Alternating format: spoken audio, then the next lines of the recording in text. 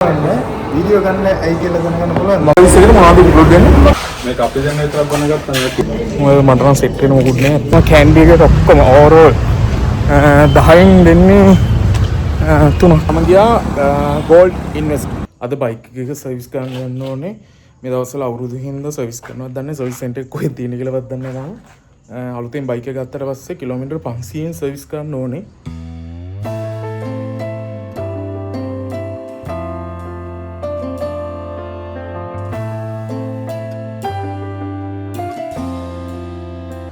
මේ දවස්වල ගෙදර වැඩින් හොඳටම දූවිලි වහලා දෙන්න. දූවිලි කාලා ඔයාලගේ යමහා සර්විස් සෙන්ටර් එකේ කොහෙද තියෙන්නේ? කටුගස්සට ගුණවර්ධනයකට යන්න. නැත්තම් තියෙනවා නුවර අතන මේ හොස්පිටල් එක ළඟ තියෙනවා මේ ડોක්ටර් බයික්. සර්විස් එකට මොනවද ඉන්ක්ලූඩ් වෙන්නේ? මොකද්ද? ෆ්‍රී මේ අපි ගෙවන්න ඕනේ නැද්ද ඔයිල් එකට නැද්ද? ඒක ඔයිල් එකට ගෙවනවා ගෙවන්න ඕනේ. ඒගොල්ලෝ නොකිය හදන. කස්ටමර් මේ බයිසිකල් එක දැන් පදම් කරන සීසන් එකේ තියෙන අලුත් බයිසිකල් එක. ඒකට අපි මේක RPM වේගය නෙවෙයි ගොඩක් අය පටල ගන්න දෙයක් තමයි වේගය.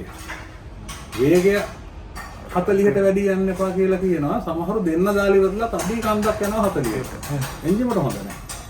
මම කියන්නේ මම නේ හරි ක්‍රමය RPM කියලා තියන්නේ අතන. මීටරේ පෙන්නන්නේ කිටි කිටි ටික කටුවගේ. ඕකේ 4000. හරියට පදම් කරගත්තේ නැත්නම් අපරාධ වෙයි කියන්නේ. සාමාන්‍ය කිලෝමීටර් කීයක් එහෙම වදිනවා? සාමාන්‍යයෙන් මේම ඉතින් 4000 5000 යනකොට පදම් වෙනවා. බයික් එක සර්විස් කරලා ඇවිල්ලා දැන් නුවරට අලුතෙන්ම දාපු කැන්ඩි එකට යන්න හදන්නේ. ගැලපෙන තැනටම කියලා. මේකේ ඕපනින් එකේ නම් හොංගස් සෙනග හිටිය අද නම් සෙනග අඩුයි. සෙනග නැත්තේ නෑ ඉන්න මම වල වෙන්න. මේ තියෙන්නේ. අමු පැනලා. ලස්සනයි නේ. වතුර මල් දාලා ගෑන්ටස් එක.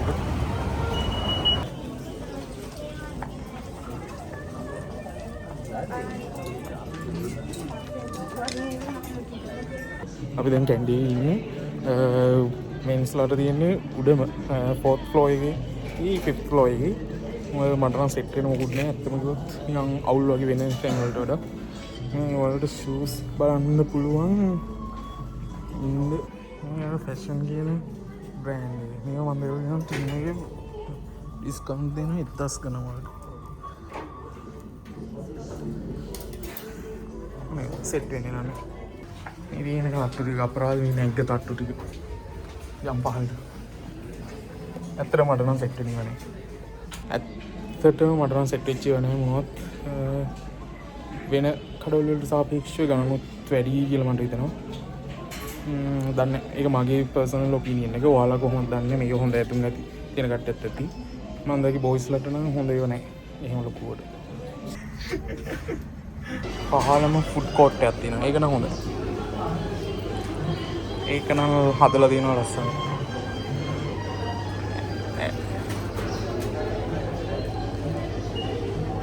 මට හිතෙනවා මෙයාලා ඕනේ නැති ඉවත් දාලා ඇදුන්නේ නැහැ කියලා. චොක්ලට් ඔක්කොම තියෙනවා, කෑමක් තියෙනවා, ඇදුන්නේ නැහැ. කැන්ඩි එකට ගිහලා ආපහු යන්නේ. මම කැන්ඩි එකට ඔක්කොම ඕවරෝල් 10න් දෙන්නේ 3ක් විතර. මොකද ඇදුන්නේ සෙට් වෙන්නේ නැහැ මට නම් පර්සනලි. මට ඊට පස්සේ ඒකේ බිල්ඩින් ස්ට්‍රක්චර් එකත් මට අල්ලන්නේ. බිල් කරලා ආපහු උඩට ඇවිල්ලා ආපහු යන්න ඕනේ. මට සෙට් නැහැ හිතපු තරම්. ෆස්ට් ඉම්ප්‍රෙෂන් එකම එනම අවුල් මට. දැන් අවුරුද්ද රැදුමක් ගන්න සියානියට හරි කොහෙට හරි යන්න ඕනේ. යන්න. දැන් කැන්ඩි ඉඳන් නුවරට ඇවිල්ලා රයිඩ් එකකුත් තරම් වැවරවමට ආවා. බෙන්ච් එක ඉදගෙන බොන්නම් කියලා. බොන්න හම්බෙයි වගේ අර සෙනගත් එක්ක.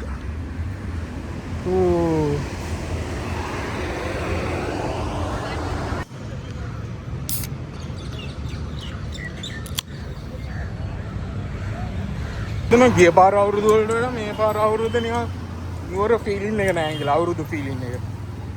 ඉස්සර මීට වඩා සෙනගත් ඉන්නවා වීදිවල. මේ සැරේ නෑ. අනිත් එක ඔයාලට ෆීල් වෙනවද දන්නේ නැහැ. දැන් ගිය අවුරුදු වල අපිට දැන් අවුරුද්දක් කියලා ආවම නිකන් එන පොඩි කාලේ නම් මං චූටි කාලේ එන මාර ලොකුයි මහා අමුතු වයිබ් එකක් ආවා, ෆීලිං එකක් ආවා. අවුරුදු වෙනව නේද, රකින් ගාලා ආනවා, කට්ටියට වෙනවා. හැබැයි මේ අවුරුද්ද නිකන් නැතිම තරම් ගිය අවුරුද්දේ චුට්ටක් තිබ්බා. යන්න හැපි වීගෙන යනවා. ඔයාලටත් එහෙම දැනෙනවද දන්නේ මට නම් එහෙම දැනෙනවා. ඒක මෙතන කියන්න ඕනේ මේ මෙතන බින්චුන් එකක් තියෙනවා. හැමදාම මෙතන යද්දි මාර සෙනගක් ඉන්නේ. මම දැකලා දෙනවා කිරිබත් ගොඩ ඊයේ කොළඹ ඉඳන් එද්දි කිරිබත් ගොඩින් බින්චුන් එක දැක්කා. ඒක වේලෙනවා. කස්ටමර්ස්ලා දෙන්නේ ඉදිරියට මේකේ මාර සෙනගක් ඉන්නේ නුවර. පොඩි ඉඩක දාලා තියෙන්නේ බින්චුන්. මම ඉන්වෙස්ට් කරන්නේ දන්නේ ගෝල්ඩ් වල. එහෙනම් ගෝල්ඩ් වලට ඉන්වෙස්ට් කරනවා නම් කොහොමද ඉන්වෙස්ට් කරන්න පුළුවන්?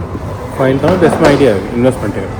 මේ වලලා දැන් ගෙදර යන්නේ දැන් 4:10 වෙලාව ගන්නෝරු පාරේ ඉන්නේ. කැන්ඩි එකට ගියා ඊට පස්සේ ඒක පටන සෙට් නෑ.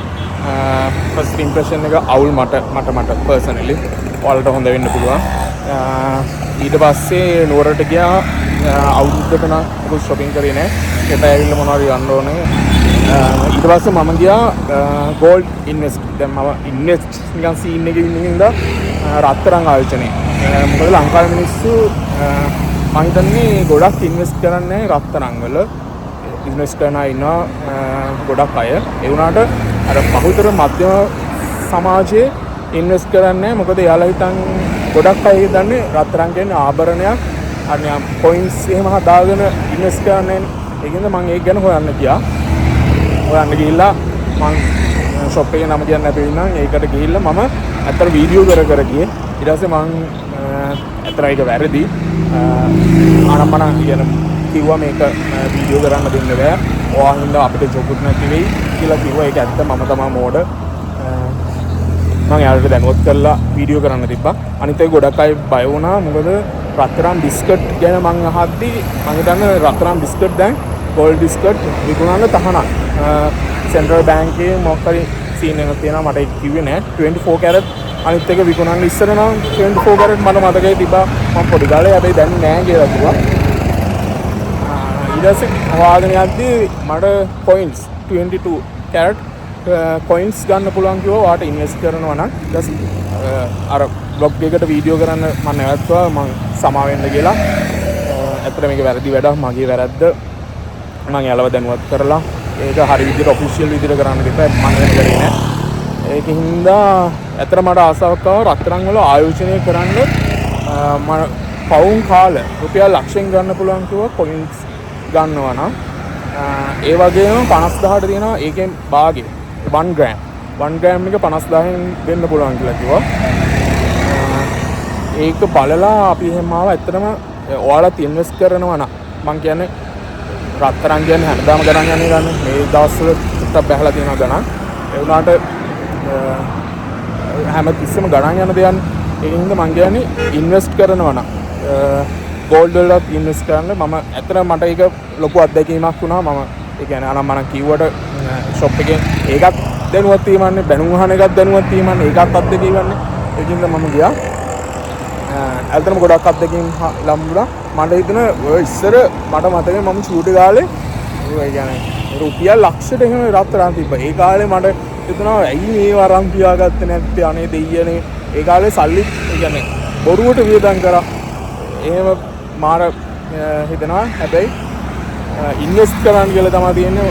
මොකද අනාගතේ අපි හැමෝම සල්ලිකාරයෝ වෙන්න අනාගතේ මොකද්ද සාර්ථකත්වයේ උදෙසානේ හැමෝම යන්නේ.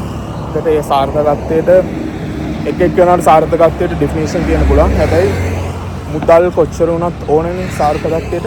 ඒක නිසා මම කියන්නේ ඉන්වෙස්ට් කරන්න පුළුවන් නම් එහෙනම් තවලොක් එකකින් හම්බ වෙන්න.